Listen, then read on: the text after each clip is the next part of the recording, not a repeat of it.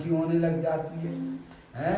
और तुम पहले से अपने आप को जानने वाला मानते तो कोई दुखी हैं? तो बताओ दुखी होते क्या नहीं। हैं? जो भी संयोग हमारे संयोग में आता है, चाहे वो लड़का हो अथवा लड़की हो, समझ में आया, संयोग का वियोग निश्चित है। ऐसा जब आपका ज्ञान तैयार हो जाता है तो उसके वियोग में आपको कितना दुख होता होगा? नहीं होता। अरे होगा क्या है? संयोग में वियोग की दृष्टि होगी तो आपको बिल्कुल दुख नहीं होगा, है भैया। और जहां आपने थोड़ा अटैचमेंट किया वहां दुख का पहाड़ खड़ा हुआ है। ज्ञानी कभी भी संयोग और संयोगी भाव में अपना अटैचमेंट नहीं करते हैं, समझ में आया। इसीलिए वे पर्याय में सुखी रहते हैं। अटैचमेंट करते हैं तो अपने एकमात्र क्या है प्रभु परमात्मा में करते हैं। क्या करते हैं? पर्याय का जो जुड़ान है वो द्रव्य के साथ में करते हैं, पर द्रव्य पर भावों के साथ बिल्कुल भी जुड़ान नहीं करते हैं। क्या भैया आगे समझ में? हाँ ऐसे है भैया। तो यहाँ कहते हैं देखने वाले को देखना वह वस्तु स्वरूप है, यही वास्तव में धर्म है। जानने वाले को जानना अपना चेतन से जानने वाली पर्याय है। और किसको जाने? कि अपने त्रिकालिक ध्रुव भगवान आत्मा को जाने। जो निगोद में सोई मुझ में सोई मोक्ष मजाल, अंतर भेद कछु नहीं है भेद नहीं संसार। इसीलिए ज्ञानी हमें ये समझाते हैं पर द्रव्य के आप मात्र व्यवहारिक दृष्टि से जानने देखने वाले हो, कर्ता धर्ता बिल्कुल भी नहीं हो। शरीर के कर्ता धर्ता नहीं हो। अंदर में होने वाले विविध प्रकार के रागाधिक परिणाम उनके भी आप कर्ता धर्ता नहीं हो। क्या आप तो ज्ञाता पुरुष हो? कौन हो आप? और हमारी बुद्धि कहाँ लगी रहती है 24 घंटा, है? मैंने ये किया, मैंने ये किया, मैंने ये किया। आत्मा ज्ञानम स्वयं ज्ञानम ज्ञानादंत करोति किम पर भावस्य कर्ता तुमा मोहम विवारणम। ये तेरा मोह है कि मैं शरीर की क्रिया करता हूँ। तू शरीर की क्रिया करने वाला नहीं है, तू शरीर को जानने वाला है। क्या कहा भैया?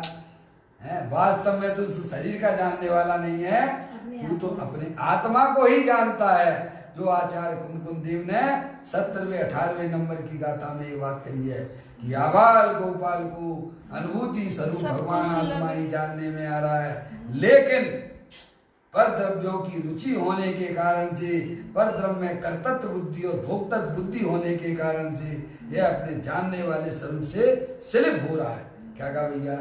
आगे वह समय अपनी भैया अपने को ऐसा जानो बस, खबरें कोई दिक्कत नहीं है। अंदर से भी निवृत्त हो जाओगे और बाहर से भी निवृत्त हो जाओगे भाई साहब। ये काम सबसे पहले कीजिएगा। इसी का नाम तत्व विचार है। ज्ञानी ये करते हैं, क्या करते हैं? अपने आप को शरीर का कर्ता धर्ता नहीं देखते हैं और अंदर में जो विविध प्रकार के राग आदि परिणाम होते हैं वे अपने स्वकाल में आते हैं और चले जाते हैं। समझ गए आप? वे तो बस ज्ञाता दृष्टा पुरुष रूप से अपने आप की प्रतीति किया करते हैं। हमें भी अगर ज्ञानी बनना है तो जैसा ज्ञानियों ने चिंतन किया है भैया, जैसा उन्होंने अपने आप को वस्तु स्वरूप को समझा है वैसा ही ज्ञान हमें भी बनाना पड़ेगा। अगर हमें अपने आत्मा का सेवन करना है तो हमें सत्य वस्तु स्वरूप को समझकर उसका अंदर में चिंतन करके और समझ पर द्रव्य प्रभावों का लक्ष्य छोड़ते हुए एकमात्र चेतनेश्वर भगवान आत्मा रूप से जहाँ स्वीकार हो जाता है वहाँ पर वह मात्र ज्ञाता दृष्टा पुरुष होने के नाते आनंद में उसकी पर्याय प्रभावित रूप से चलने लगती है। उसे ही ज्ञानी मोक्ष मार्ग कहते हैं और वही वास्तव में मोक्ष रूपी पर्याय को प्राप्त कराने वाली होती है। इस प्रकार से अपने आप को 24 घंटा जानने वाला ही देखना भैया, जानने वाला ही मानना और उसी में ही अपनी पर्याय को मग्न करने का हमारा अगर प्लान होगा तो अवश्य हमारा यह संसार चक्र है जो अनादिकाल से चला रहा था अपने आत्मा को भूलकर वह जन्म मरण की श्रृंखला टूट जाती है और आत्मा की पर्याय में वह अतीन्द्रिय आनंद की प्राप्ति प्रकट हो जाती है। उसे ही अरिहंत परमात्मा धर्म कहते हैं। ये सारी चर्चा इस बोल के माध्यम से यहाँ आई हैं। ज्ञानी कहते हैं कि पर पदार्थ को देखना छोड़ दे। छोड़ दे मतलब पर को पर जान, पर को पर जान, उसे निज ना जान है। अपनी आत्मा में जानने देखने वाला पदार्थ हूँ है। मैं कोई करता धरता नहीं हूँ। शरीर राग आदि का कार्य भी मैं करने धरने वाला नहीं हूँ। ऐसा एकमात्र अखंड ज्ञान ज्योति स्वरूप भगवान आत्मा हूँ। इस प्रकार से अपने आत्मा को अंतरोन्मुखी उपयोग के द्वारा उसका सेवन करना, यही वास्तव में वर्तमान में सुखी होने का एकमात्र उपाय है, जो हमें अपने जीवन में करने लायक है। यहाँ कर सकते हो। त्रियंश गति में भाई साहब आपकी बुद्धि ऐसी नहीं होगी, समझ गए।